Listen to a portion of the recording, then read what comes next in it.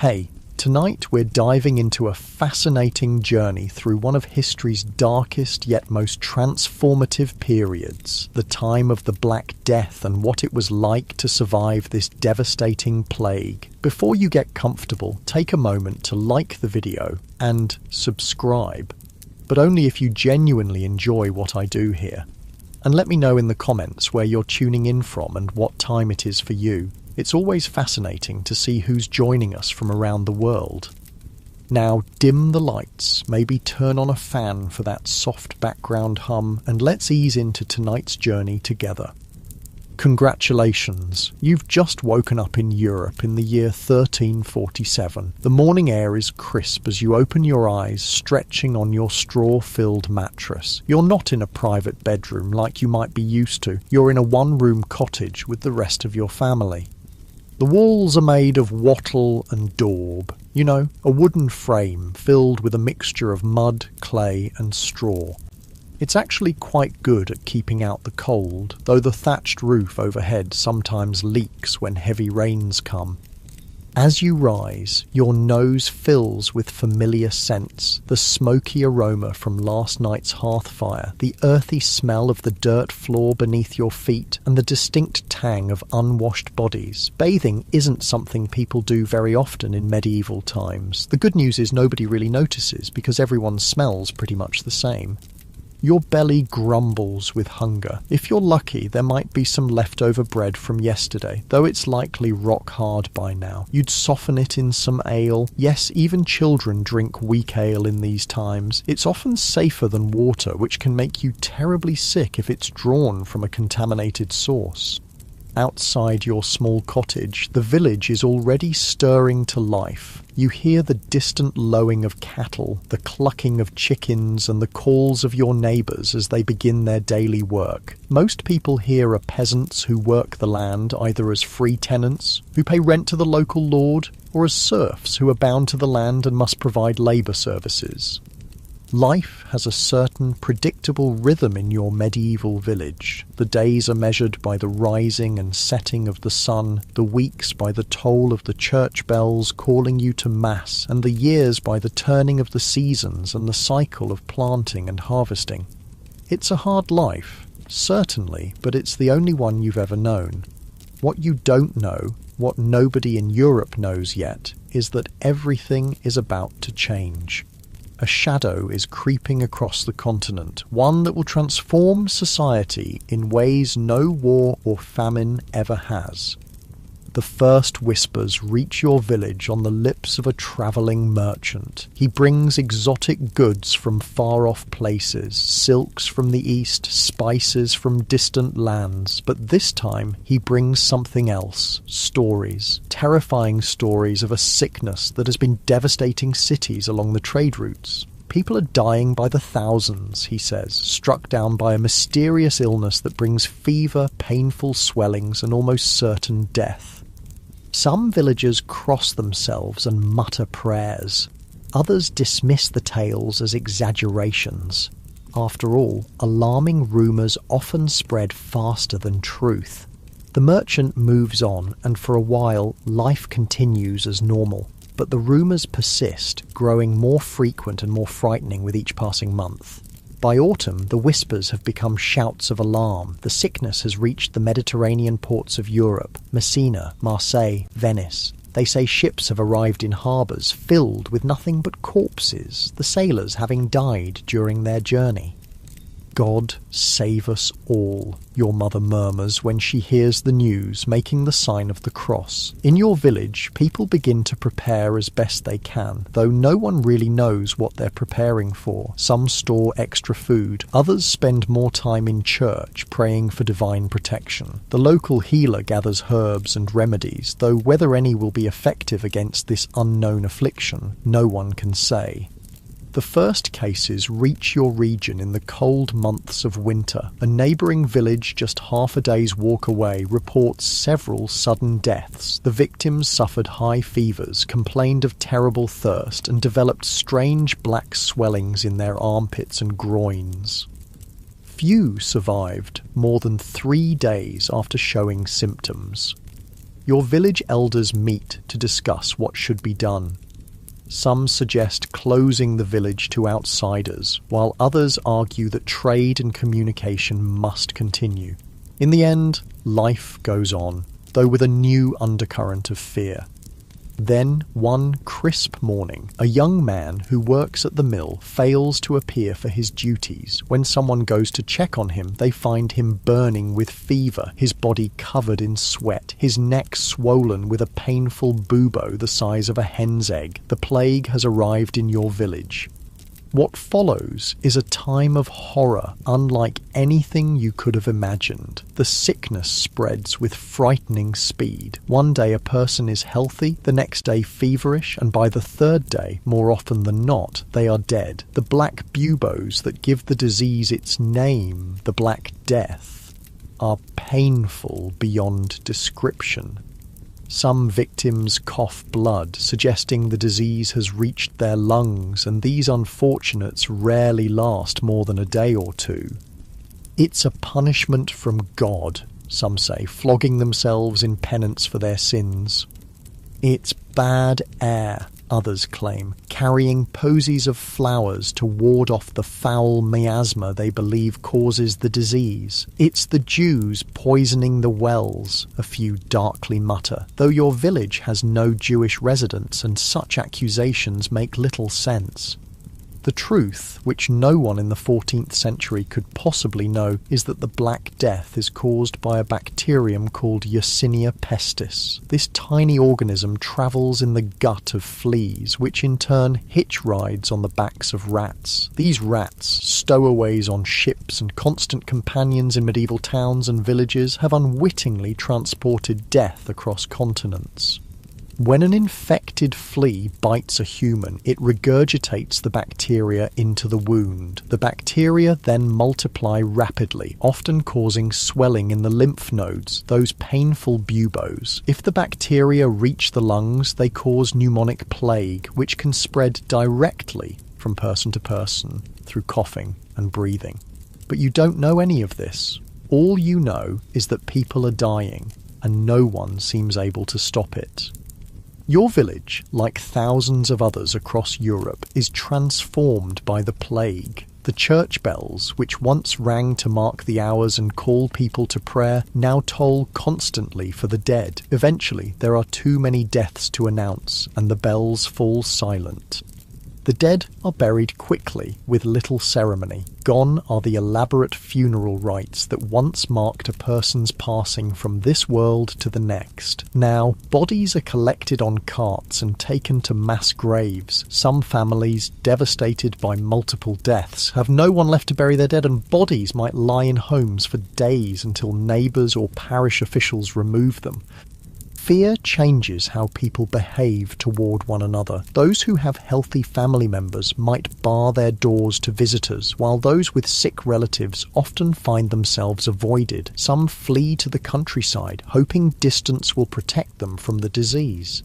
Others turn to religion with renewed fervour, processing through streets while flagellating themselves to appease what they believe is divine wrath. The priests, who should be a source of comfort, are themselves dying in alarming numbers. Their duties require them to give last rites to the dying, exposing them constantly to the contagion. Many flee, abandoning their flocks in this time of greatest need. Those who stay often succumb to the disease themselves. Your family has so far been lucky. Though the plague rages around you, none of your immediate household has fallen ill. You've heard stories of entire families being wiped out in neighbouring villages, of children orphaned only to die themselves days later, of lovers separated by death just hours after pledging eternal devotion. But your luck cannot hold forever in a world where the Black Death kills 1/3 to 1/2 of the population. One morning, your younger brother complains of feeling unwell. By midday, he is burning with fever. By evening, the telltale swelling appears at his neck, and you know what it means. Your mother tends to him day and night, bathing his fevered brow with cool cloths, trying to get him to drink small sips of water or weak ale. Your father speaks of taking him to the monastery where monks treat the sick, but everyone knows the monasteries are overwhelmed, with many of the brothers themselves victims of the plague. For 3 days, your brother's condition worsens. The bubo grows larger, turning an angry red, then black. His breathing becomes laboured, and he cries out in pain and delirium. You take turns sitting with him, though fear makes you want to keep your distance. On the 4th day, something unexpected happens. While most plague victims worsen and die at this stage, your brother's fever breaks. He is weak, terribly weak, but alert. The bubo remains, but it has softened somewhat, and over the next few days it ruptures and drains. A disgusting but hopeful sign. Against all odds, your brother is one of the few who will survive the Black Death. What you cannot know is why he survived when so many others died. Modern science would later discover that certain individuals carry a genetic mutation called Delta 32 that provides some protection against the plague bacterium. This mutation affects a protein called CCR5 on the surface of white blood cells, making it harder for the bacteria to enter and hijack immune cells. Your brother may well carry this mutation, as might others in your family.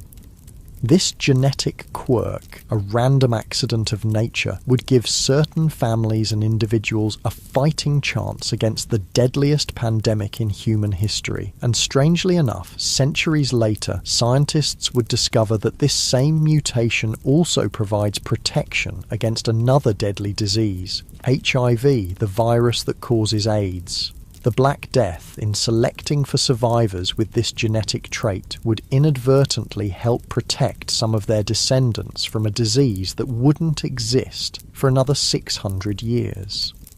But that's a story for another time. For now, your family celebrates your brother's recovery as the miracle it seems to be. Not everyone is so fortunate. As weeks pass, the plague continues its deadly work. Your village, which once had perhaps 200 souls, is reduced to fewer than 100. Fields lie untended as those who would work them are either dead or too busy caring for the sick or burying the dead.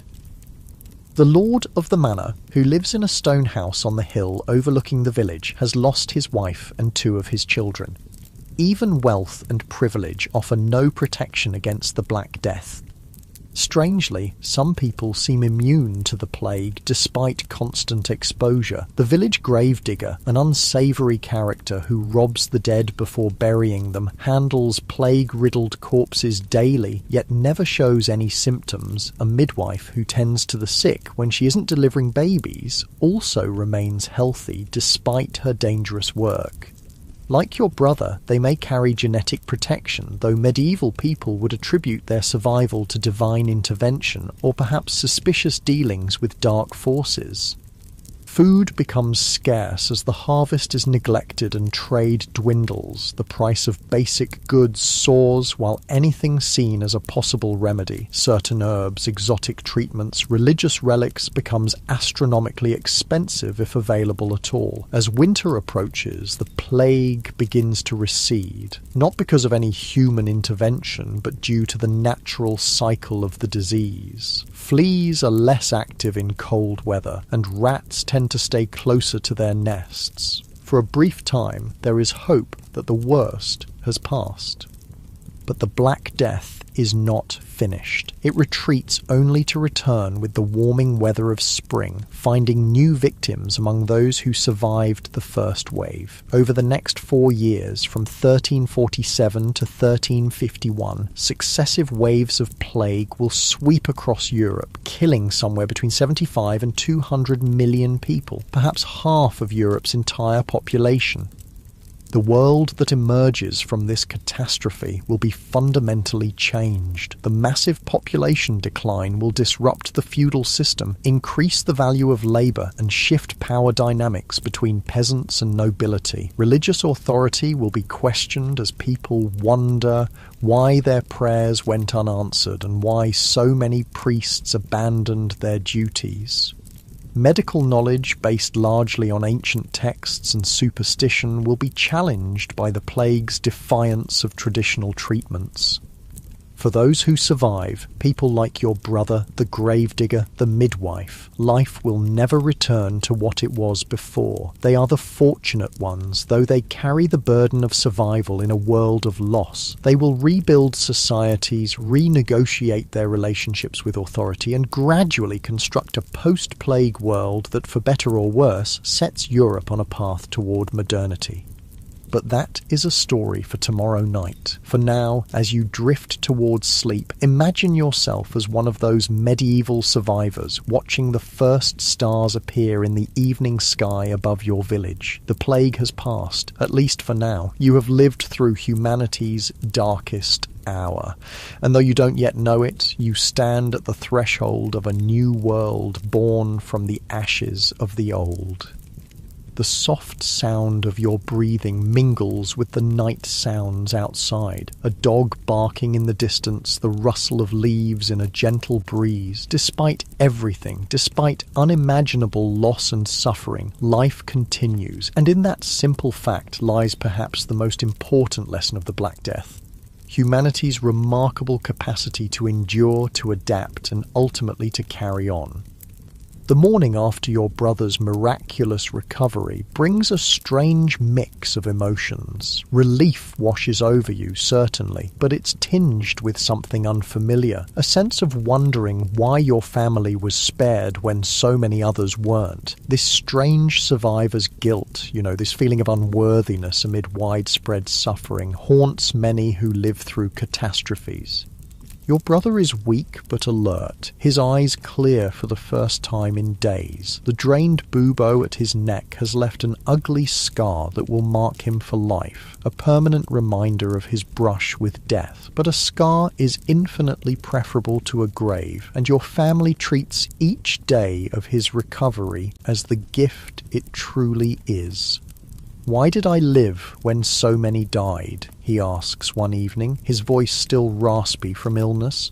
Your mother, lighting a rush candle as darkness falls, pauses before answering. God's will," she says simply, though her tone suggests she's not entirely convinced.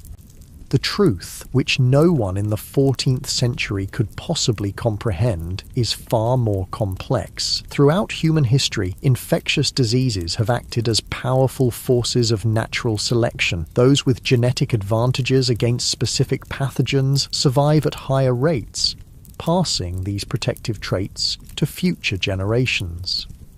The Black Death is perhaps the most dramatic example of this process in human history. Deep in your brother's cells, and perhaps yours as well, lies a genetic mutation that alters a protein called CCR5 on the surface of white blood cells. This mutation, known as Delta 32, creates a shortened version of the protein that makes it harder for the plague bacterium to enter and hijack immune cells.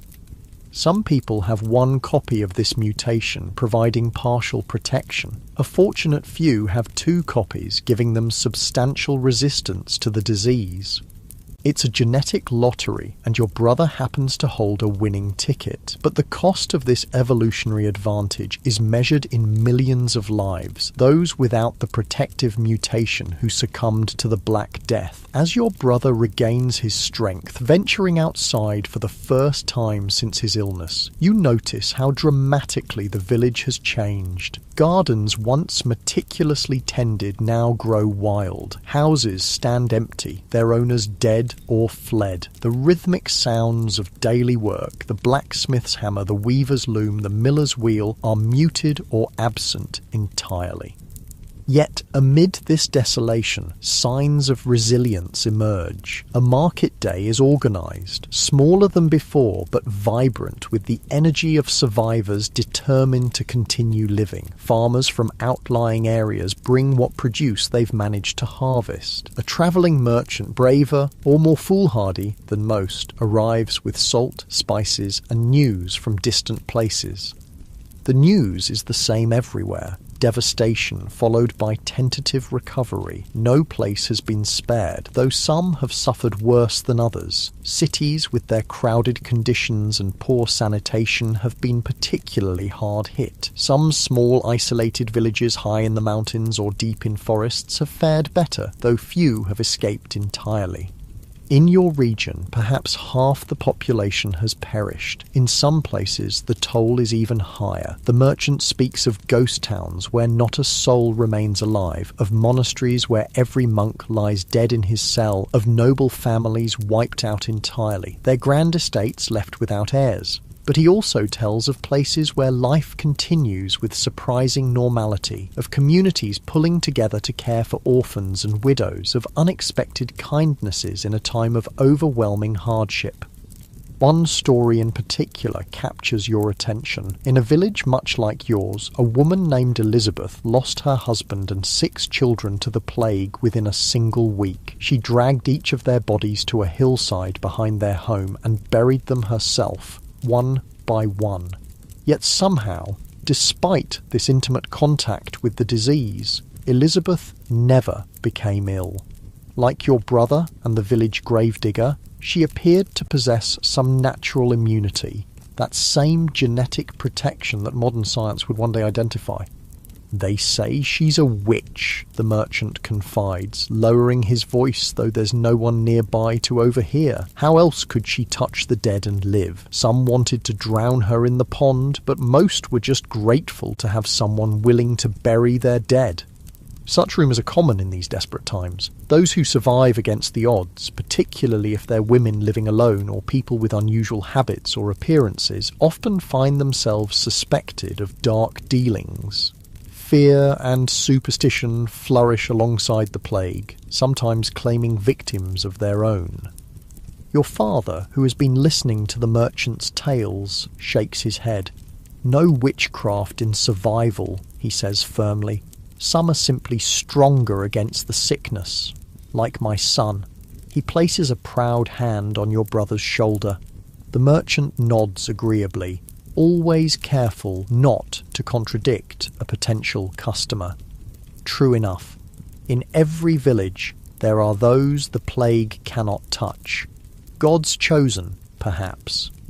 As winter arrives, bringing with it bitter cold and early darkness, your village settles into a new routine. There are fewer mouths to feed, which means food stores will last longer than usual, a small mercy. But there are also fewer hands to chop wood, repair homes, care for livestock, and perform the 100 daily tasks necessary for survival in medieval times. This scarcity of labour creates subtle but significant shifts in the relationship between peasants and the nobility. Your father, a skilled carpenter, is suddenly in high demand. The lord of the manor, who once would have simply commanded his service, now finds himself negotiating, offering better terms for urgent repairs to the manor house. He offered me a silver penny for 3 days' work, your father tells your mother one evening, his voice low with amazement, and a side of bacon. Such wages would have been unthinkable before the plague, but with half the craftsmen in the region dead, those who survive find their skills valued as never before. Similar changes ripple through all levels of society. Farm labourers, once abundant and easily replaced, now command higher wages for their work. Household servants, especially those with experience running a large home, find themselves sought after by noble families whose staff have been decimated by disease. Women, too, find new opportunities in this reshuffled world. Widows who would once have remarried quickly now often choose to maintain their independence, running businesses left by dead husbands. Guild restrictions that once kept women from certain professions are informally relaxed out of necessity. A woman in a neighbouring village takes over her husband's blacksmith forge, scandalising traditionalists but providing an essential service no one else can offer. For serfs, peasants legally bound to the land they work, the plague creates unprecedented mobility. Many lords, desperate to keep their fields productive, offer freedom to serfs willing to stay and work. Others find they can simply leave, moving to towns or to other manors where conditions are better, with little fear of being forced back. With so many dead, enforcement of such restrictions becomes increasingly difficult. Not all these changes happen immediately, of course. The feudal system that has structured European society for centuries doesn't collapse overnight, but the seeds of transformation are planted in these early post-plague years, and they will grow in the decades to come. As for your family, you adjust to the new reality as best you can. Your brother regains his strength, though he tires more easily than before. Your father finds his carpentry skills in high demand, bringing home better pay than he's ever earned. Your mother takes in washing from the manor house, work that's now better compensated due to the shortage of willing hands. You yourself find opportunities that wouldn't have existed before. The parish priest, one of the few clergy who neither died nor fled during the worst of the plague, needs someone to help maintain church records. With a basic literacy unusual for a peasant child, taught by your mother, who once served in a noble household, you're suited for the task. Spring arrives, and with it comes both hope and fear. The warming weather brings new life, crops sprouting in fields, wildflowers dotting meadows, birds returning from their winter journeys. But it also brings the conditions that allow plague to spread once more. Sure enough, by early summer, new cases appear. This second wave is less devastating than the first. There are fewer people to infect, and many of those who remain may carry some genetic resistance. Still, each new death reopens barely healed communal wounds. One afternoon, while helping the priest update the parish death register, a grimly long document, you ask a question that's been troubling you. Father, why did God send the plague? The priest, an older man with a face mapped by lines of exhaustion, considers before answering. Some say it's punishment for sin, he says finally. Others believe it's a test of faith. The Pope himself has called for prayer and penance to end the scourge. He dips his quill in ink, adding another name to the register. But I've seen the most pious die in agony, while notorious sinners live unscathed. I've prayed by the bedsides of innocent children as the plague took them. He sighs heavily. Perhaps it's not for us to understand God's plan. This crisis of faith is repeated in communities across Europe. The plague defies medieval religious understanding. If it's divine punishment, why does it strike the virtuous and sinful alike? If prayer and penance are the cure, why do devoted monasteries suffer some of the highest death rates? The authority of the Church, once nearly absolute in matters of earthly misfortune, begins to show cracks that will widen in the centuries to come. Medical knowledge faces similar challenges. Physicians trained in the most prestigious universities prove no more effective at treating plague than village healers. Their elaborate theories based on bodily humours and astronomical alignments fail to explain why some recover while others die, why some communities suffer worse than others. Some doctors bravely attend the sick, often sacrificing their own lives in the process. Others flee at the first sign of outbreak, prioritizing self-preservation over professional duty. Those who stay commonly wear distinctive protective clothing, long robes covered in wax, gloves, and a mask, shaped like a bird's beak, filled with herbs and spices believed to purify the air. This strange outfit, which would become iconic in later plague outbreaks, does little to protect them from the actual source of infection. In the absence of effective official treatment, communities develop their own responses to the plague. Some are based on superstition, carrying talismans, reciting charms, avoiding black cats or people with red hair. Others have surprising practical value, isolating the sick, burning the belongings of plague victims, maintaining cleanliness. None offer complete protection, but these community-developed practices sometimes help limit the spread.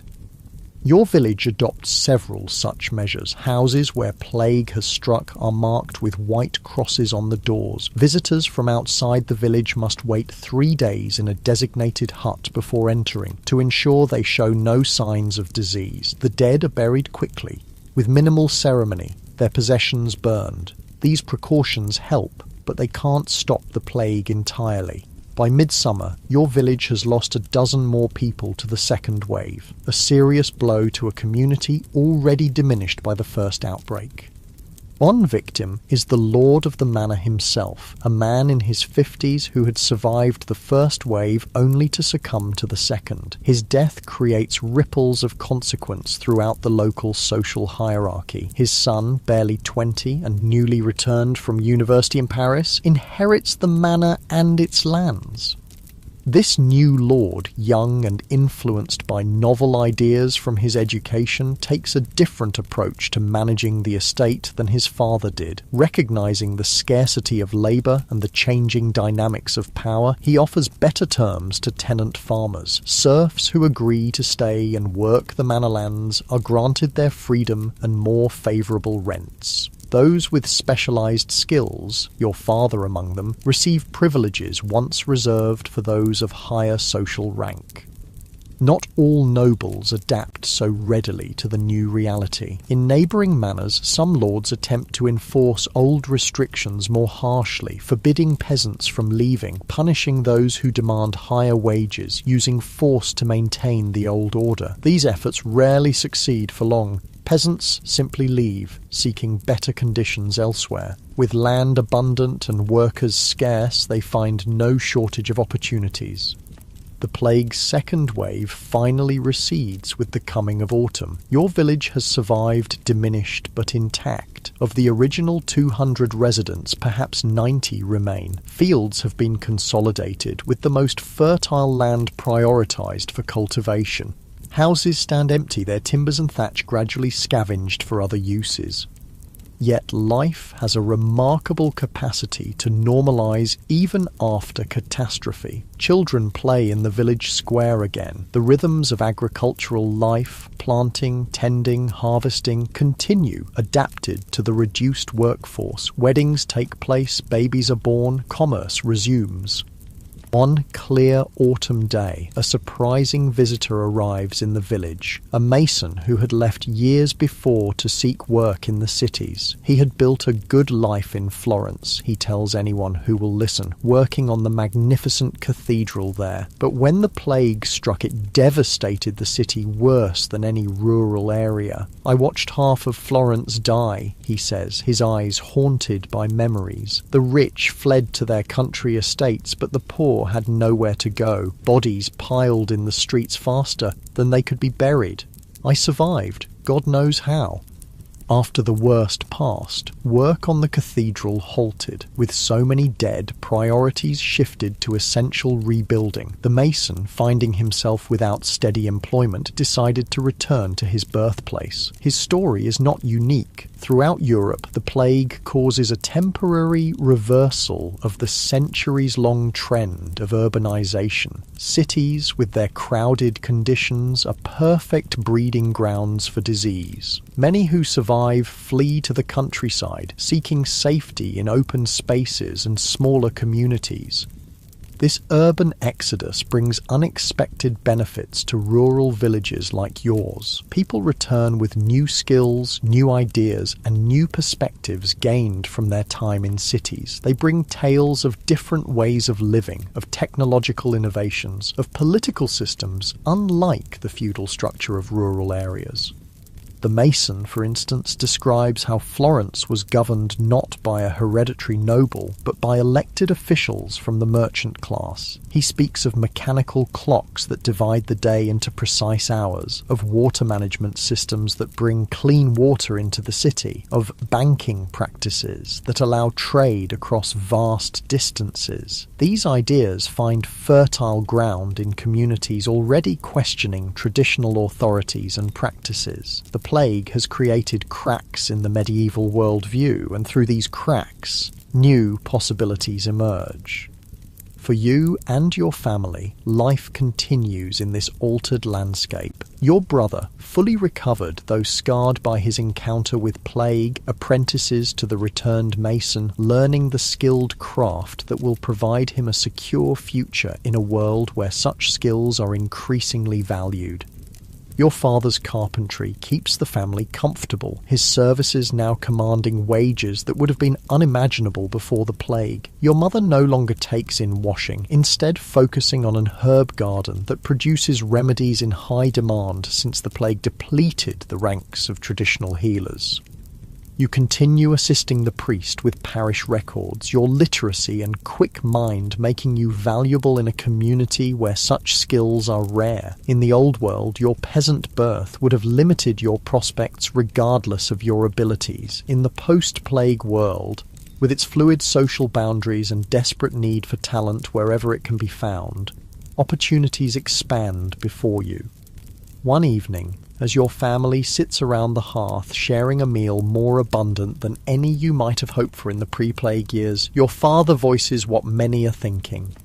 "It's a terrible thing to say," he begins hesitantly, "but for those of us who survived, life is better now than before." Your mother nods slowly. "More food, better pay, more freedom," she agrees, "built on countless graves." It's the uncomfortable paradox at the heart of the post-plague world. For those fortunate enough to survive, whether through genetic luck like your brother, circumstantial fortune, or simple isolation from infection sources, the new world offers advantages the old one never could. The massive reduction in population creates opportunities for social advancement, economic improvement, and personal freedom that would have been unthinkable in the crowded, rigidly hierarchical pre-plague society. Yet these benefits come at an unimaginable cost. The lives of millions, the destruction of families, communities torn apart, knowledge and culture lost with those who carried it. No survivor can fully enjoy their improved circumstances without the shadow of this knowledge. As you drift towards sleep that night, you find yourself wondering about the future. The plague has retreated for now, but no one believes it's gone forever. It will return, as it has before, bringing new waves of death. Yet humanity will survive, adapting to each outbreak, developing new responses, gradually building knowledge that will, centuries later, finally conquer this invisible enemy. What you cannot know is that you stand at a turning point in history. The world that will emerge from the ashes of the Black Death will be fundamentally different from what came before. The seeds of the Renaissance are being planted in these years of recovery. The rigid feudal system is beginning its long, slow decline. The unquestioned authority of traditional power structures, both secular and religious, has been shaken.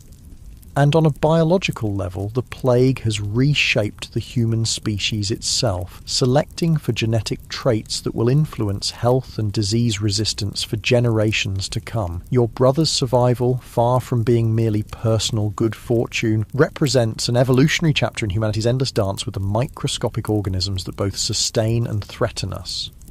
Tomorrow, as a new day dawns on your changed world, you'll continue the work of rebuilding, of adapting, of finding a way forward. That's what plague survivors have always done throughout history. They carry on, bearing the weight of memory while facing toward the future. And in doing so, they reshape the world in ways that will echo through centuries to come. The story of survival we've been following through the Black Death of the 14th century is far from the only tale of courage and genetic luck in humanity's long dance with plague. as the soft darkness of sleep envelops you, let's journey forward through time to another village, another outbreak, and another remarkable story of sacrifice and survival. 300 years have passed since the first devastating waves of the Black Death swept through Europe. It's now the summer of 1665, and we find ourselves in Eyam, a small village nestled in the picturesque hills of Derbyshire, England. Eyam, is pronounced just like Eam. It's a peaceful community of about 800 souls, mostly farmers and lead miners who work the rich veins running beneath the limestone landscape. Life here follows the familiar rhythms of rural England. The villagers rise with the sun, tend their fields and animals, work in the small local industries, attend services at the parish church of St. Lawrence, and gather at the local tavern to share news and companionship. It's a close-knit community where everyone knows everyone else, where families have lived for generations, where the bonds of neighbourly care have been forged through shared joys and hardships. What the people of Eyam don't know is that they are about to face the greatest test imaginable, one that will write their village name into history and enshrine their collective sacrifice in legend. The plague has returned to England. In London, the disease that people still call the Black Death, though we now know it as bubonic plague, is cutting a deadly swath through the crowded streets of the capital. By the time it's finished, it will kill an estimated 100,000 Londoners, nearly a quarter of the city's population. This outbreak will become known as the Great Plague of London, the last major epidemic of bubonic plague in England. For now, the villagers of Eyam feel secure in their isolation. The plague is a city problem, they tell themselves, unlikely to reach their remote community nestled in the Derbyshire hills, far from major trade routes and urban centres. But fate has other plans. In late August 1665, a package arrives in Eyam addressed to the local tailor, Alexander Hadfield. It contains a bundle of cloth from London, perhaps designs for the latest fashions or fabrics not available locally. Hadfield's assistant, George Vickers, who lodges with the tailor and his family, unpacks the parcel. The cloth feels damp after its long journey, so Vickers hangs it by the fire to dry, unwittingly releasing the deadly cargo hidden within its folds, fleas carrying the plague bacterium Yersinia pestis. Within days, George Vickers falls ill with a raging fever. The telltale buboes, swollen, painful lymph nodes, appear in his neck and armpits. The village watches in horror as this strong young man rapidly deteriorates. By September 7th, 1665, Vickers is dead, the first plague victim in Eyam. Panic ripples through the community as more people sicken. By the end of September, 4 more residents of Eyam have died, all from households near Vickers' lodgings. The plague has gained its first foothold. As autumn progresses, the situation worsens. More villagers fall ill and the death rate climbs. Some families lose multiple members within days of each other. The gravediggers can barely keep pace with the mounting fatalities. The natural reaction in such circumstances is flight. In London, anyone who could afford to, including King Charles II and his court, had fled the plagued city for the safety of country retreats. The wealthy residents of Eyam, too, begin making preparations to leave, to seek refuge in uninfected areas until the danger passes. It's at this critical moment that 2 men step forward with an extraordinary proposition, one that will save countless lives beyond Eyam while condemning many within the village to almost certain death. William Mompesson, the recently appointed rector of Eyam, and his predecessor Thomas Stanley put aside their religious differences. Mompesson represents the established Church of England, while Stanley follows the Puritan tradition, to present a unified plan to the village. They propose that Eyam voluntarily quarantine itself. No one will leave. No one will enter. The plague will be contained within their boundaries, preventing its spread to neighbouring communities that would otherwise be at grave risk. It's a staggering request. In essence, the villagers are being asked to sacrifice themselves to accept that many more of them will die to protect strangers in surrounding areas. Remarkably, they agree. The village boundary becomes a cordon sanitaire, a line between life and death that no resident of Iam will cross. Food and supplies are left at designated boundary stones by outsiders, particularly the Earl of Devonshire from nearby Chatsworth House, who promises to provide for the isolated villagers.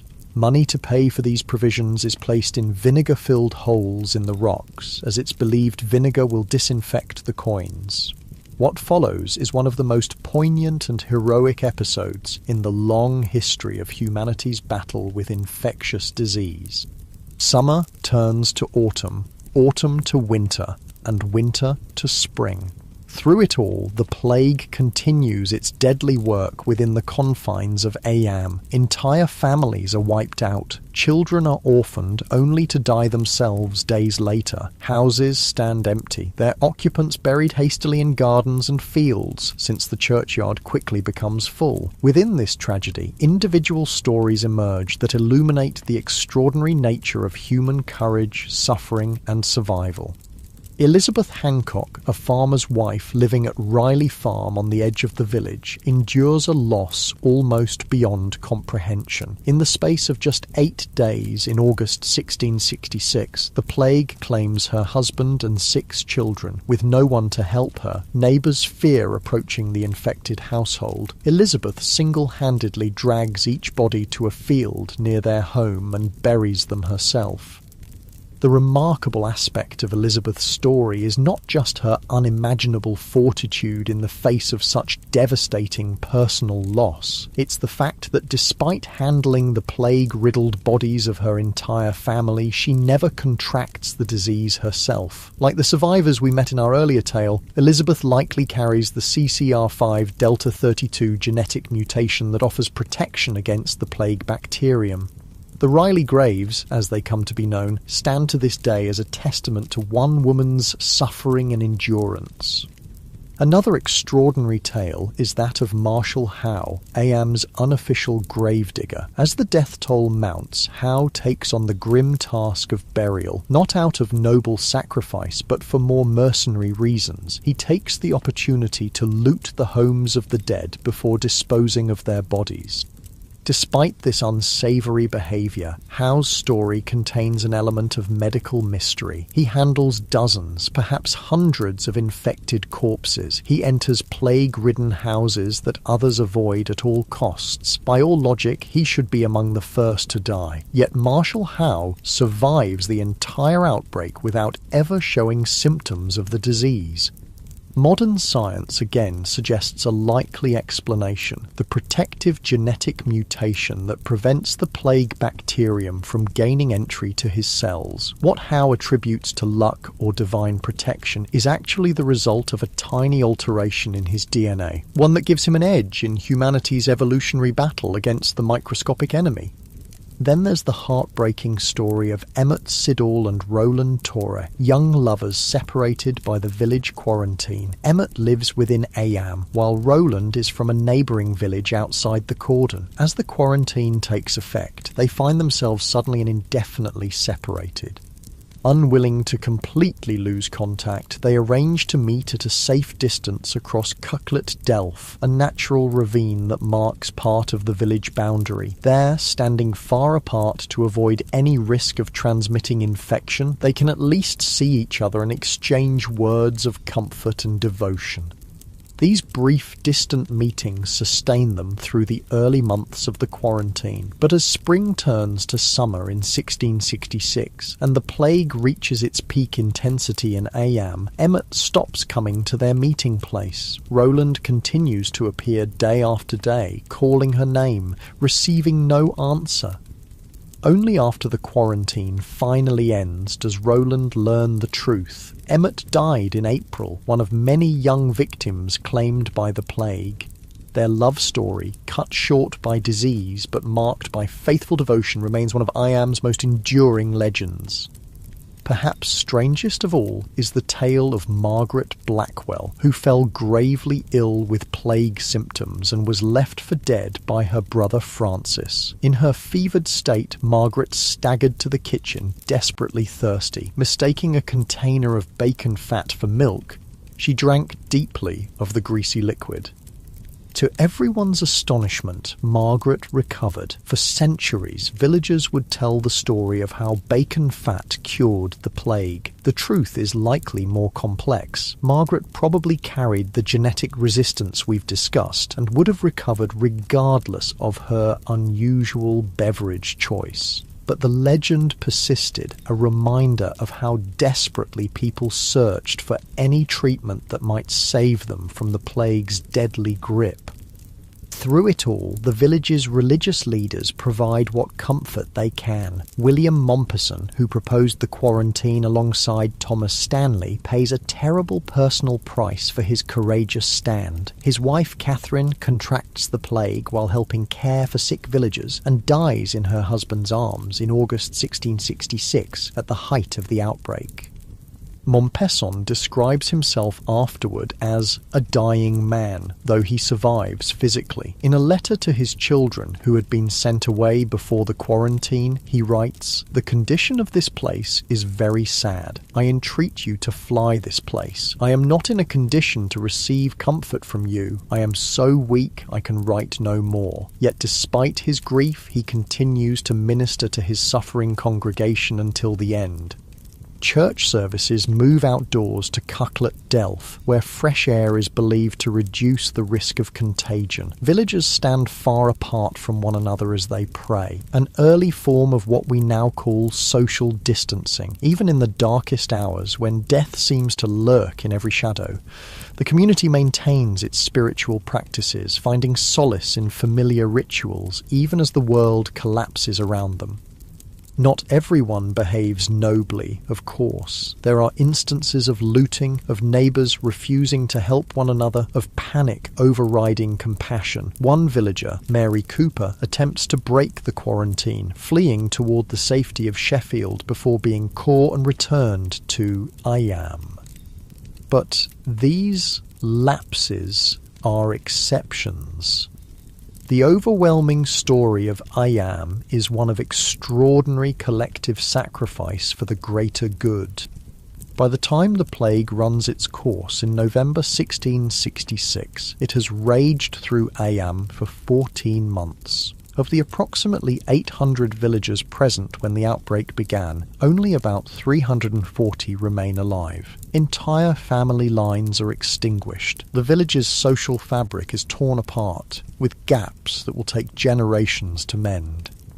Yet their sacrifice achieves its purpose. The plague remains contained within Iam's boundaries. Surrounding communities, which would almost certainly have been infected had the villagers fled, are spared the devastation. Thousands of lives are saved by the deliberate choice of a few hundred to face death rather than spread it. In the quiet aftermath, as the survivors begin the long process of rebuilding their shattered community, they cannot know the legacy they've created. They cannot imagine that 3.5 centuries later, their story will still be told as an example of extraordinary communal courage and sacrifice. They cannot know that the plague that devastated their village was the last major outbreak of bubonic plague in England, that something about the particular strain of Yersinia pestis that struck in the 1660s would make it less viable in later years, or that improvements in sanitation and housing would gradually reduce the rat populations that spread the disease.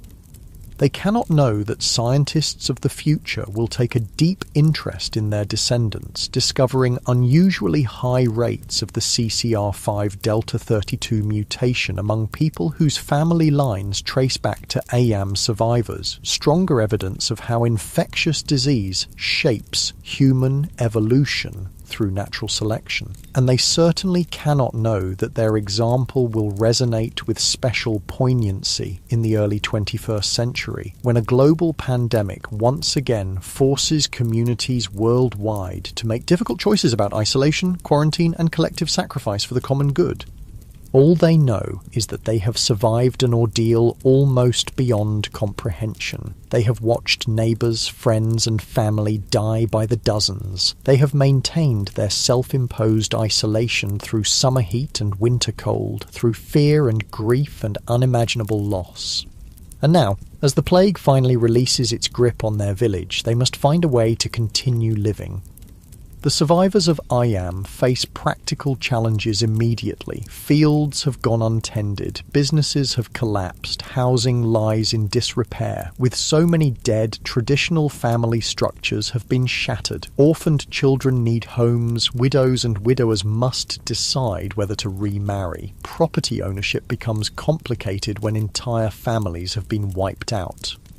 Yet the human capacity for resilience, which we've seen throughout our plague stories, asserts itself once again. New families form from the fragments of those destroyed by disease. Distant relatives return to claim abandoned property and bring fresh life to the depleted village. Those with useful skills find themselves in high demand, able to command better compensation than before. The plague has acted as a terrible but effective form of natural selection. Those who survive, whether through genetic resistance, circumstantial luck, or some combination of factors, become the foundation for the village's rebirth. Their descendants will carry the genetic legacy of plague resistance, though they won't understand this inheritance for centuries to come. For some survivors, the psychological scars never fully heal. Elizabeth Hancock, who buried her entire family with her own hands, eventually remarries and has more children. But villagers report that she is never quite the same. A distant look comes into her eyes at times, as though she's seeing ghosts from that terrible week when death claimed everyone she loved.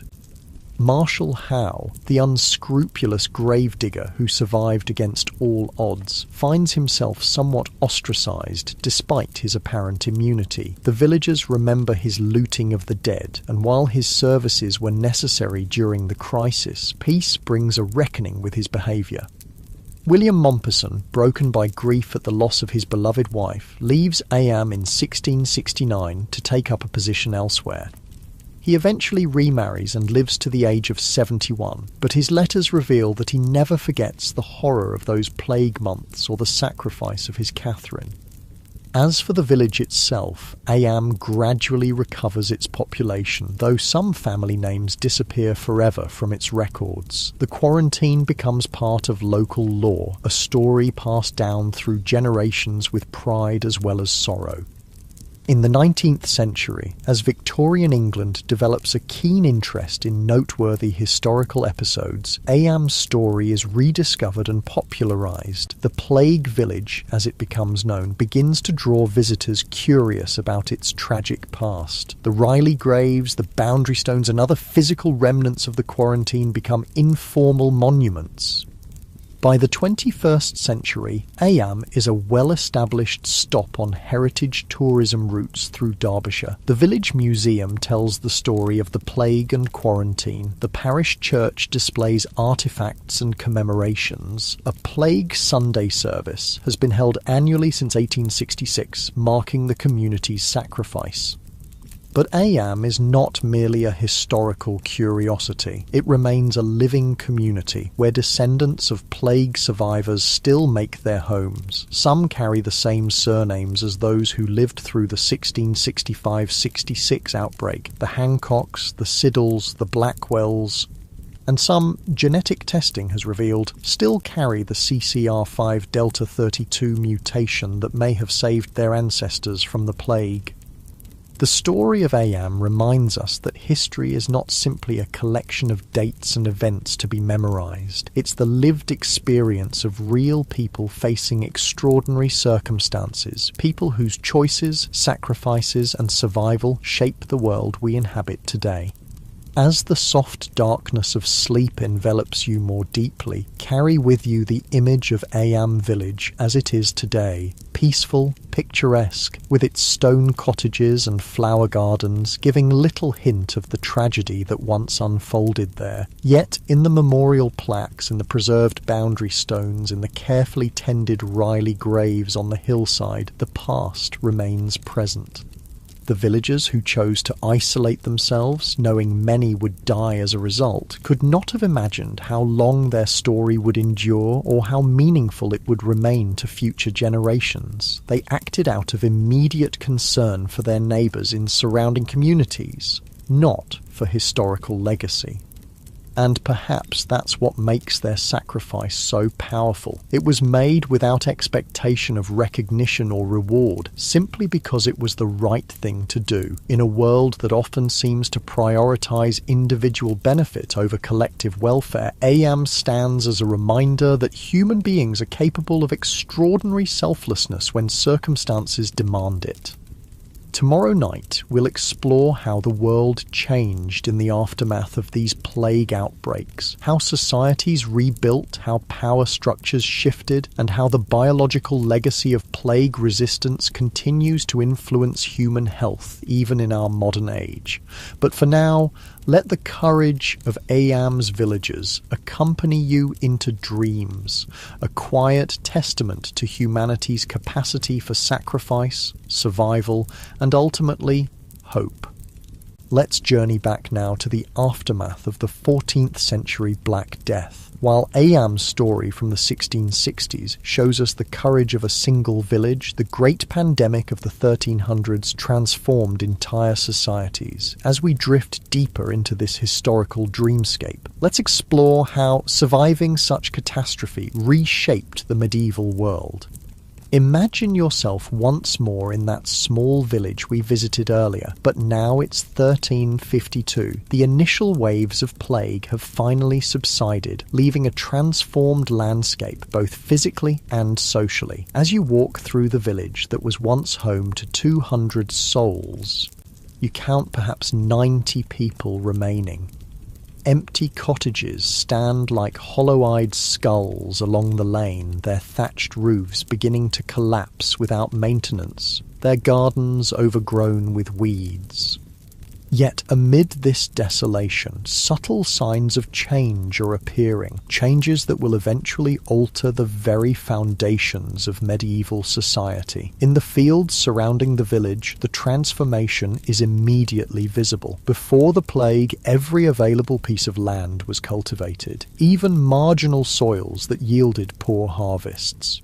Generations of population growth had pushed farming onto less and less productive terrain as people desperately tried to produce enough food for growing families.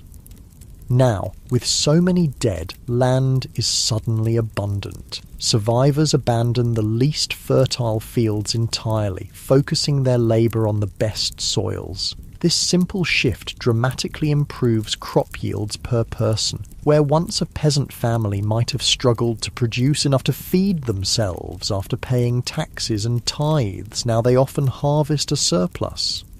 For those who survived the apocalyptic mortality, food is more plentiful than it has been in living memory. After centuries of existing on the edge of hunger, this abundance feels miraculous, a small compensation for the emotional devastation of losing so many family members and neighbours. Changes in diet soon follow. Before the plague, most peasants subsisted primarily on grain. Bread, porridge and ale formed the bulk of their nutrition, with meat as a rare luxury. Now, with fewer mouths to feed and more land available, many convert fields to pasture for raising animals. Meat, cheese and butter appear more frequently on humble tables.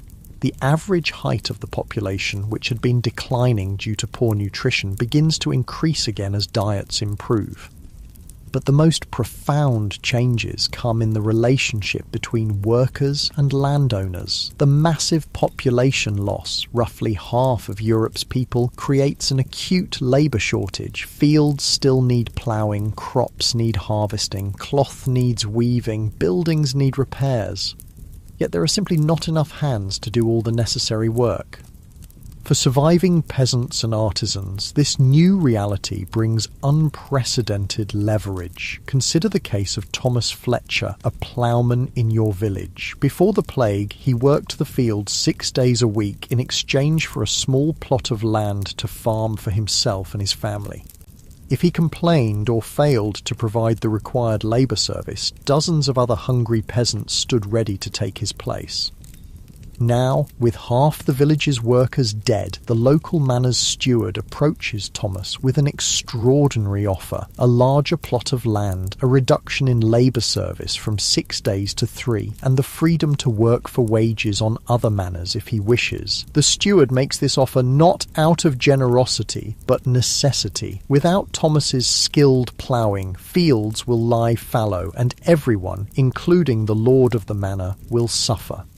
Similar scenes play out across Europe. Peasants who for generations had been bound to the land as serfs suddenly find themselves with options. Many landlords offer freedom from serfdom as an incentive to keep workers on their estates. Others convert labour obligations to simple rent payments, allowing peasants to farm the land as they see fit as long as they pay the agreed amount. For skilled workers, the changes are even more dramatic. Masons, carpenters, blacksmiths, weavers all find their services in desperate demand. Wages for such workers double, triple, or even quadruple in the years immediately following the plague. A skilled carpenter who could once barely feed his family now builds a 2-room house with glass windows, wears better clothing, and eats meat 3 times a week. These changes alarm the nobility and wealthy merchant classes. They see the traditional social order crumbling as former serfs demand better treatment and common labourers live like minor gentry. Throughout Europe, authorities attempt to freeze wages at pre-plague levels and force workers back into their previous conditions. In England, the government issues the Ordinance of Labourers in 1349, followed by the more comprehensive Statute of Labourers in 1351. These laws prohibit employers from offering higher wages than had been paid before the plague, forbid workers from leaving their homes to seek better opportunities elsewhere, and attempt to fix prices for food and other goods. Similar legislation appears across Europe. France enacts wage controls in 1351, as does the city-state of Florence. The Spanish Kingdom of Castile tries to prevent peasant mobility with its own labour laws. But these efforts largely fail. The labour shortage is simply too severe, the economic pressures too great. Enforcement proves nearly impossible in rural areas, where local officials, themselves often dependent on good relations with the remaining workers, turn a blind eye to violations. Workers develop creative ways to circumvent wage controls. A carpenter prohibited from accepting more than a certain daily wage might receive gifts of food, clothing, or housing in addition to his official pay. A farm labourer might work slowly or carelessly unless offered better terms than the law allows. For those enforcing the laws, the mathematics is unforgiving. Before the plague, a lord might have had 100 peasants working his land. Now he has 50 or fewer. Punishing one worker by imprisonment or fines only worsens his labour shortage, and if he treats his workers too harshly, they might simply leave, regardless of legal prohibitions against such mobility, knowing they'll find welcome employment elsewhere. The situation comes to a head in various peasant revolts across Europe. In 1358, the rural areas around Paris erupt in the Jacquerie Rebellion as peasants attack castles and noble estates. Though brutally suppressed, it demonstrates the new confidence of the labouring classes. In England, tensions simmer for decades until 1381, when they explode in the Peasants' Revolt.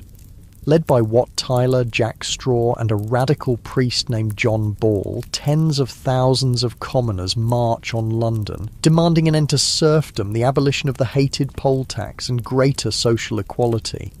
John Ball's famous sermon captures the revolutionary spirit of the moment. When Adam delved and Eve span, who was then the gentleman, he asks rhetorically, questioning the very idea of aristocratic privilege. From the beginning, all men were created alike, and our bondage or servitude came in by the unjust oppression of naughty men. Though the English revolt, like the Jacquerie, is eventually suppressed through a combination of false promises and brutal force, it represents a profound shift in consciousness. Peasants who once accepted their subordinate position as divinely ordained now openly question the social hierarchy. Workers who formerly had little choice but to accept whatever terms were offered now demand better treatment as their due. The economic and social transformations following the plague aren't limited to rural areas. Towns and cities experience their own profound changes. Urban centres had suffered particularly high mortality during the pandemic due to their crowded conditions. Florence, one of medieval Europe's largest cities, loses as much as 75% of its population. This devastating loss creates opportunities for survivors. Housing, previously scarce and expensive in successful cities, suddenly becomes abundant and affordable. Apprentices find themselves elevated to master status years earlier than normal, as guilds lose many of their senior members. Women, traditionally excluded from many occupations, enter trades left vacant by dead male relatives. Consider the story of Margareta, a weaver's widow in a small market town. Before the plague, she was permitted to help her husband in his workshop, but could not operate as an independent artisan. Guild regulations expressly forbade women from owning a weaving business. When her husband dies of plague, leaving Margareta with his tools, loom and expertise she'd gained working alongside him, the depleted Weavers Guild faces a choice. Enforce the prohibition against female members and lose a skilled practitioner, or adapt to the new reality. Faced with falling membership and rising demand for cloth, the Guild admits Margareta as a full member, one of dozens of similar compromises made across Europe as necessity trumps tradition, though such opportunities for women would eventually contract as populations recovered. For several generations after the plague, women enjoy expanded economic roles unimaginable before the pandemic. The plague's aftermath also witnesses changes in fashion, art and architecture. The immense mortality creates a new consciousness of death's inevitability and life's fragility. The macabre emerges as an artistic theme. Skeletal figures, death's heads, scenes of the dance of death where skeletons lead people from all social classes to the grave. Yet, alongside this morbid fascination comes a celebration of life and its pleasures. Survivors, perhaps conscious of how quickly existence can end, embrace luxury and beauty with renewed appreciation. Among those who can afford it, clothing becomes more elaborate and colourful. The drab, practical garments of earlier medieval periods give way to rich fabrics, bold designs, and status-signifying styles. The nobility, alarmed by commoners dressing above their station, attempt to enforce sumptuary laws dictating what each social class may wear. These edicts, like the wage controls, prove largely unenforceable. A prosperous artisan's wife might technically be prohibited from wearing silk, but if she can afford it, who in her community has both the authority and motivation to stop her?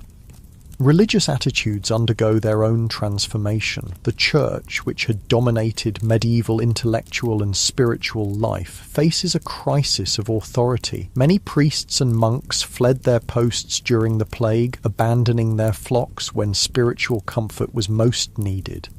Others stayed and died, leaving parishes without leadership.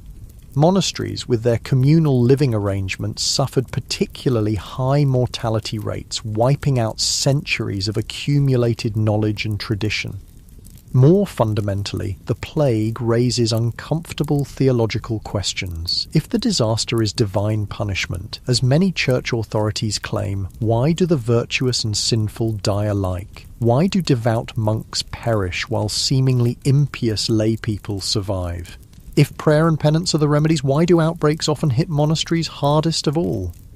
No satisfactory answers emerge from traditional theology. Instead, two divergent religious trends develop. Some survivors embrace even more fervent piety, seeing their survival as evidence of divine favour that demands grateful devotion. Others adopt a more sceptical, questioning attitude toward religious authorities who failed to explain or mitigate the catastrophe.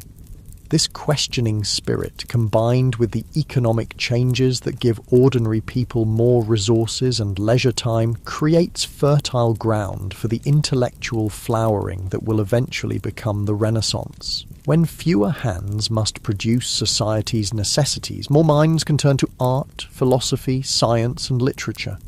Education, previously restricted mainly to clergy and nobility, gradually becomes available to a wider segment of society. Newly prosperous merchants and artisans want their children to learn reading, writing, and arithmetic, skills useful for business as well as markers of rising social status.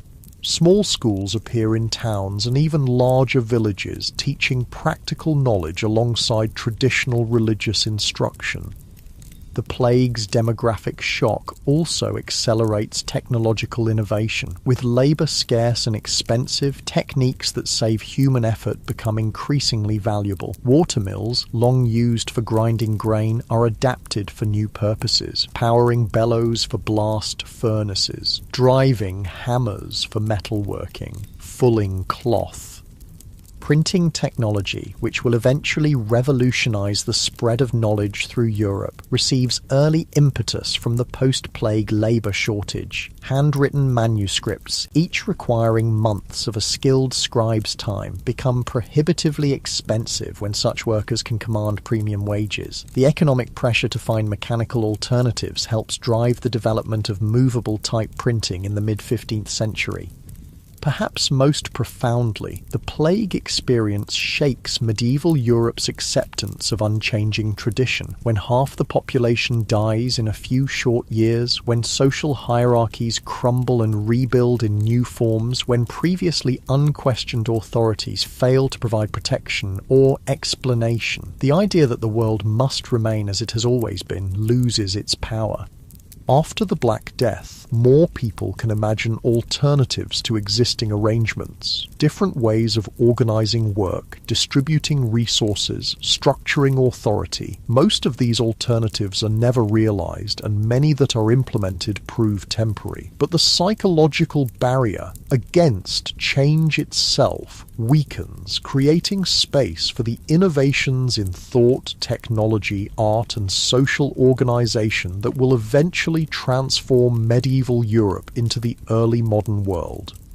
For individuals living through these changes, the experience is less about grand historical transformations and more about practical daily adjustments. Thomas the Ploughman doesn't think about the decline of feudalism. He thinks about negotiating better terms with the manor steward so his family can eat better than before.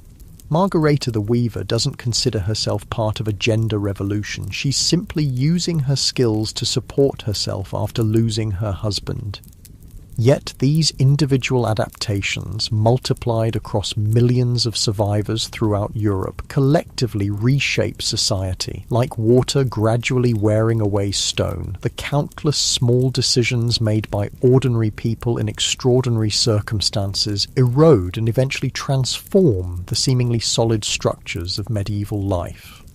Not all these changes are immediately positive, of course. The labour shortage that benefits workers creates hardship for many landowners. Some estates fail entirely, their owners unable to adapt to the new economic realities. Churches, monasteries, and charitable institutions that depended on steady rents and donations struggle to maintain their operations with reduced income. Criminal activity increases in some areas as poorly supervised young men with improved incomes spend freely on alcohol and find themselves in trouble. Abandoned properties in rural areas sometimes become havens for outlaws. Urban governments worry about maintaining order with depleted watch forces.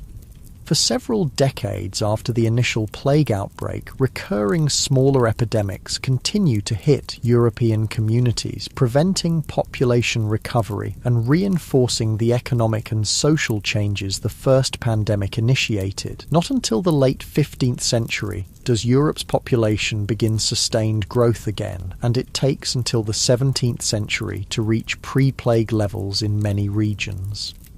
This prolonged demographic depression means that the changes set in motion by the Black Death have time to become entrenched. What might have been temporary disruptions instead become new norms. By the time population pressure begins to reverse some of the economic advantages for common workers, other aspects of medieval society have been permanently altered.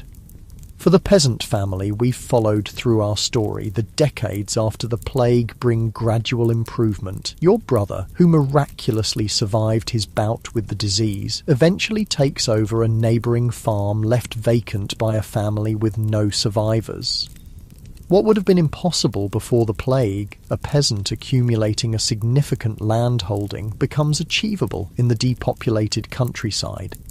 Your father, whose carpentry skills are in high demand, secures a contract to help rebuild the local church, damaged by years of neglect during the plague years. The payment he receives allows him to add a second room to your family's cottage and replace the dirt floor with wooden planks. Small luxuries that would have seemed unimaginable in the pre-plague era. Your mother teaches you and your sister to read, a skill she learned while working as a servant in a merchant's household before marriage. Before the plague, such knowledge would have had little practical value for peasant children, but in the changing world of the late 14th century, literacy opens doors previously closed to those of humble birth.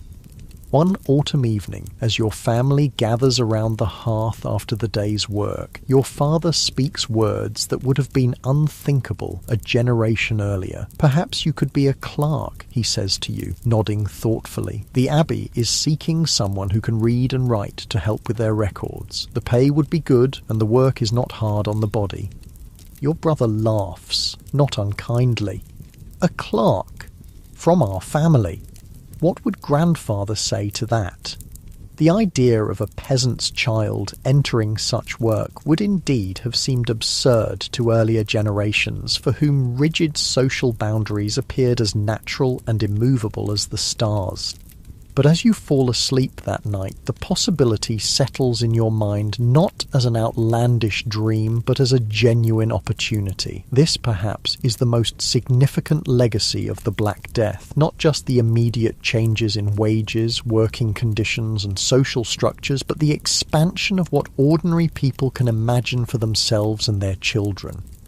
As dawn approaches and this part of our historical journey comes to a close, we leave you in this moment of possibility. Your world has been shattered by incomprehensible loss, then slowly rebuilt into something different than what came before. The medieval certainties that once governed life have been questioned, challenged, and in some cases overturned.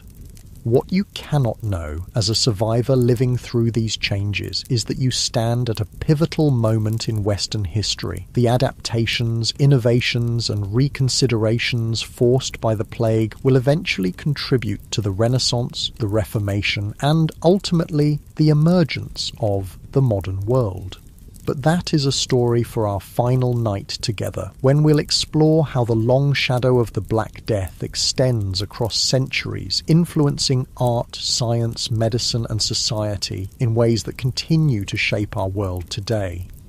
As our journey through the world of plague survivors nears its end, let's widen our view to see how the ripples from the Black Death continue to spread outward through time, shaping the world in ways both subtle and profound. The echoes of this medieval catastrophe still resonate today in our bodies, our societies, and our understanding of disease. Let's begin with perhaps the most remarkable legacy, the biological inheritance carried by descendants of plague survivors. Remember the CCR5 Delta 32 mutation we discussed, the genetic quirk that protected some medieval Europeans from the plague? This tiny variation in DNA didn't disappear when the plague retreated. It was passed down through generations, enriched in the European gene pool because those who carried it were more likely to survive and have children. Fast forward 600 years to the late 20th century, a new pandemic emerges, HIV/AIDS, killing millions worldwide. Medical researchers, racing to understand this new disease, make a startling discovery. Some people appear naturally resistant to HIV infection, despite repeated exposure. Further investigation reveals why. Many carry the CCR5 Delta 32 mutation, the same genetic variation that helped their ancestors survive the Black Death.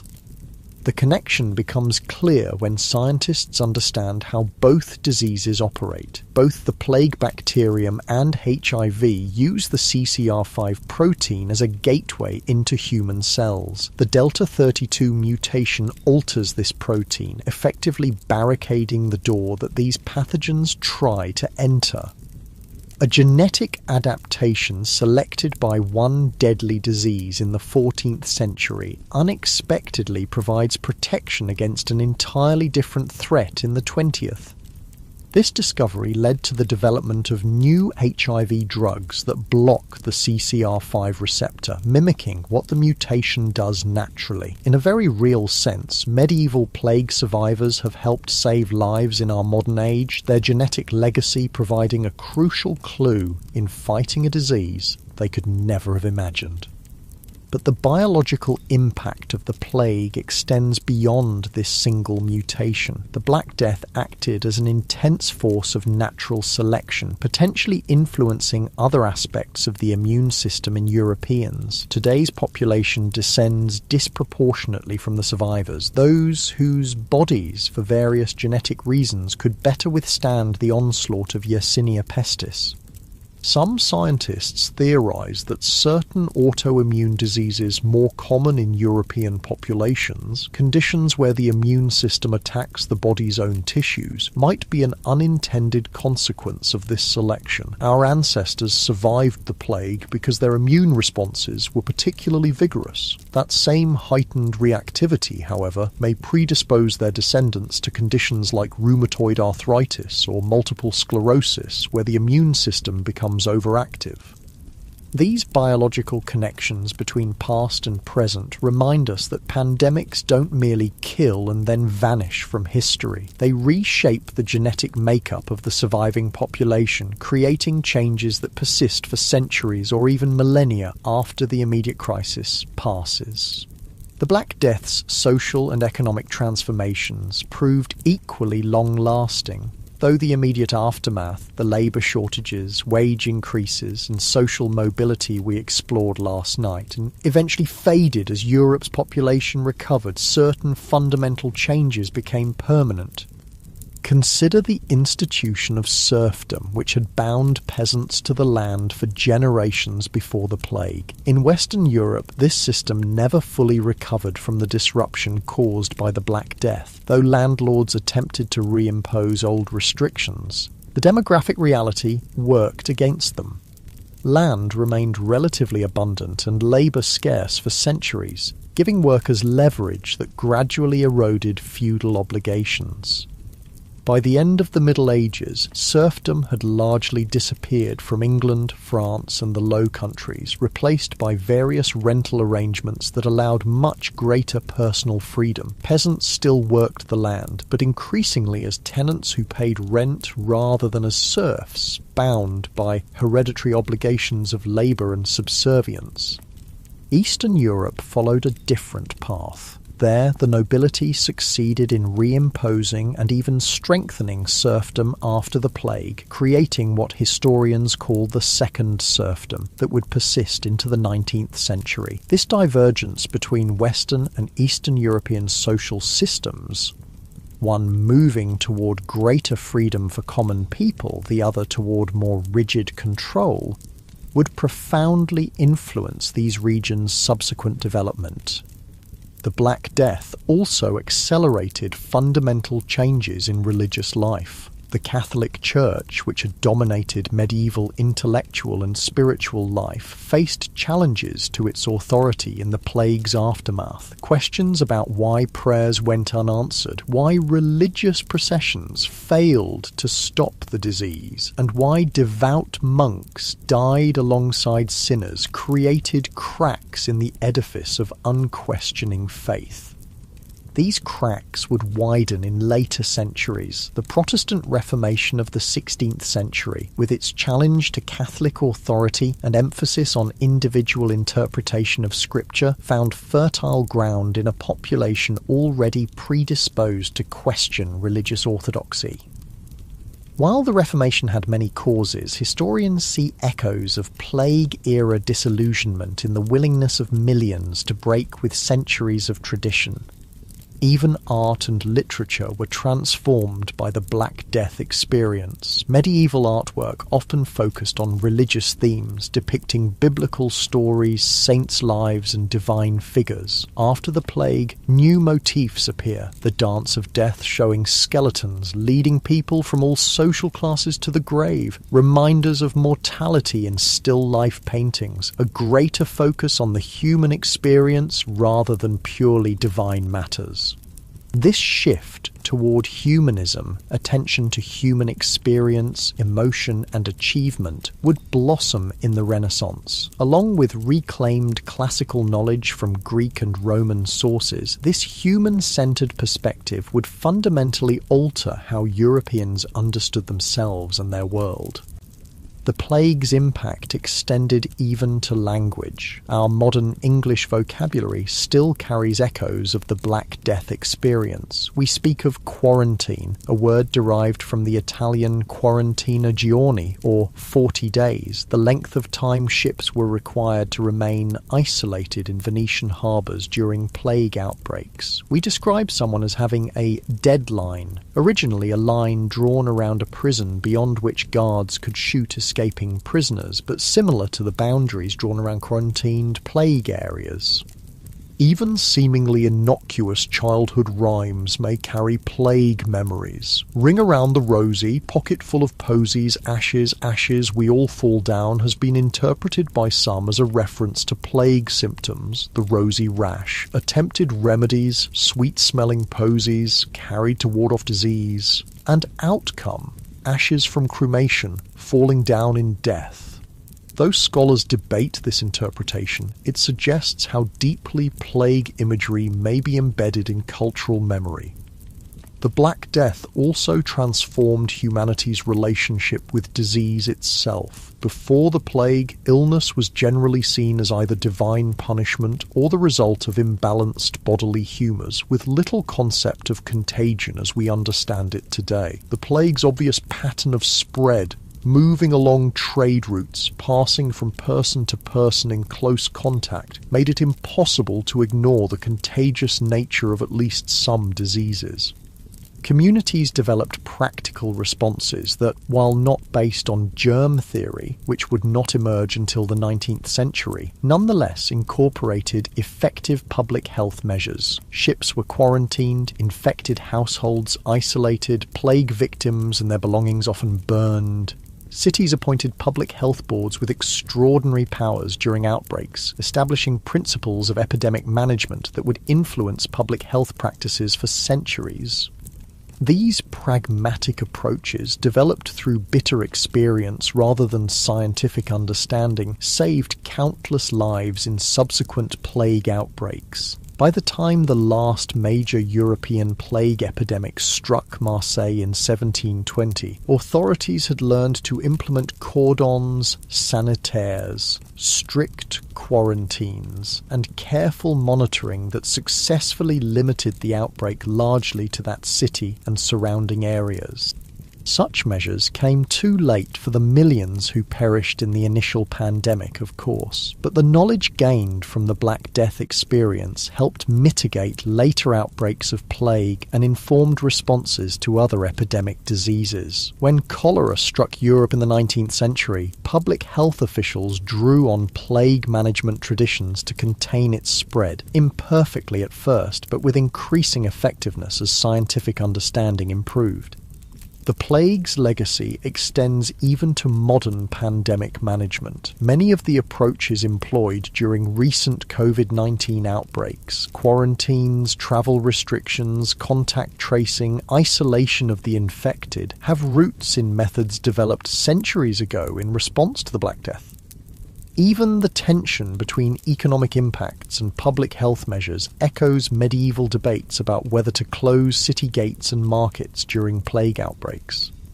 Perhaps most profoundly, the Black Death experience shaped how humans think about catastrophe itself. Medieval Europeans lived in a world where sudden disaster seemed ever present. War, famine, smaller disease outbreaks regularly claimed lives, but the scale and speed of the plague surpassed anything in living memory or recorded history.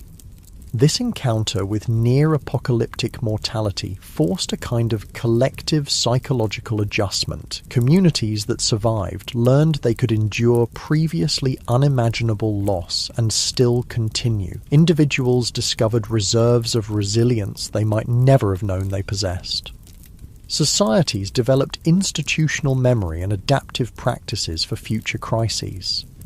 This capacity for resilience in the face of catastrophe remains one of humanity's most valuable assets. Throughout history, communities have faced disasters that seemed insurmountable, yet somehow life continues. People mourn their dead, rebuild their settlements, adapt their practices, and move forward, carrying the memory of what was lost while creating something new from what remains.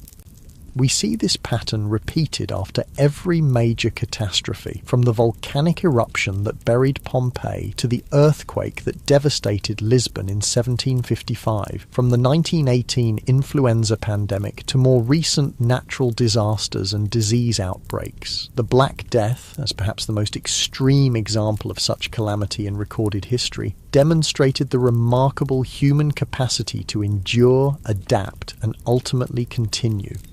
This is not to minimize the suffering caused by such events. The plague brought pain beyond imagining, tore apart families and communities, ended millions of unique lives that each contained a universe of experience and potential. No silver lining of social change or biological adaptation can justify such loss. Yet understanding how humanity weathered this storm offers perspective on our own capacity to face present and future challenges. Climate change, emerging diseases, technological disruptions. Our world contains no shortage of existential threats. The history of the Black Death reminds us that previous generations faced their own seemingly insurmountable crises and found ways to continue. For the individual plague survivors whose stories we've followed these past nights, such grand historical patterns would have meant little compared to their immediate lived experience. Thomas the Ploughman, negotiating better working conditions in the labour-scarce aftermath, wasn't thinking about the long-term decline of feudalism. Elizabeth Hancock, burying her family on the hillside above Ayam, couldn't have imagined her genetic legacy might protect descendants from a 20th century disease. Yet collectively, these individual experiences and adaptations created the sweeping changes that transformed medieval society into something new. This is how history often works, not through the conscious decisions of great leaders or dramatic turning points alone, but through the accumulated effects of millions of ordinary people responding to extraordinary circumstances as best they can. As we conclude our journey through the world of plague survivors, what lessons might we take from their experience? Perhaps the most fundamental is an appreciation for human resilience. The Black Death inflicted losses almost beyond comprehension. Half the population in many areas, entire families and villages wiped out, centuries of accumulated knowledge and culture lost with those who carried it. Yet somehow survivors gathered the will to continue, to rebuild, to create new families and communities from the fragments of what remained. We might also reflect on how catastrophe, for all its horror, sometimes creates possibility. The rigid social structures of medieval Europe, which had seemed as immutable as the turning of the seasons, proved vulnerable to disruption when the demographic realities changed. People previously confined to predetermined social roles found new opportunities in the aftermath. Though we would never wish for disaster as an agent of change, history shows that transformation often emerges from crisis. The plague story reminds us, too, of our biological connectedness, both to each other and to the countless microscopic organisms with which we share the planet. The Black Death bacterium, Yersinia pestis, shaped human genetics, social structures, economic systems, and cultural expressions in ways that continue to influence our world today. Other microbes have played similarly influential roles throughout history. We exist in constant relationship with an invisible biological world that can both sustain and threaten us. Finally, perhaps the plague narrative offers perspective on our own mortality and vulnerability. Medieval people lived with death as a constant companion in ways most modern Westerners do not. The plague brought mortality into even sharper focus, inspiring artwork, literature, and philosophy that contemplated life's fragility and brevity. This awareness need not be morbid or depressing. Indeed, many who survived the plague embraced life with renewed appreciation, understanding firsthand how quickly and unexpectedly it could end. There's wisdom in this perspective, not a fearful obsession with death, but a clear-eyed recognition of life's preciousness precisely because it is limited and uncertain. As our story ends and sleep approaches, imagine once more that medieval village we first visited, now a generation after the plague has passed. The population has begun to recover, with new children playing in the streets and young families occupying cottages that stood empty for years. The survivors, now elders, carry the memory of what happened, both the horrors they witnessed and the changes they helped create in the aftermath. They could not know how their experience would echo through centuries, influencing everything from genetic inheritance to social structures, from artistic expression to approaches to public health. They simply lived their lives as best they could in circumstances they never chose, displaying that remarkable human capacity for adaptation and perseverance that has carried our species through countless challenges. And perhaps that's the most comforting thought to carry into dreams, that we, like those plague survivors, possess resources of resilience and adaptability we may not recognize until circumstances demand them, that life, for all its fragility, exhibits a persistent tendency to continue, to rebuild, to find new paths forward when old ones are blocked. The Black Death survivors could never have imagined our world, with its medical technologies, instant global communication, and scientific understanding of the very bacterium that caused their suffering. Nor can we fully envision the world our descendants will inhabit generations hence. But like those medieval ancestors, we move forward carrying both the wounds of past catastrophes and the insights gained from surviving them, contributing in ways both small and large to the unfolding human story. Sleep well, knowing you're part of this long continuum of human experience, connected to those who came before and those who will follow, each generation facing its own challenges, each finding its own ways to endure, adapt, and ultimately continue the remarkable journey of our species through time.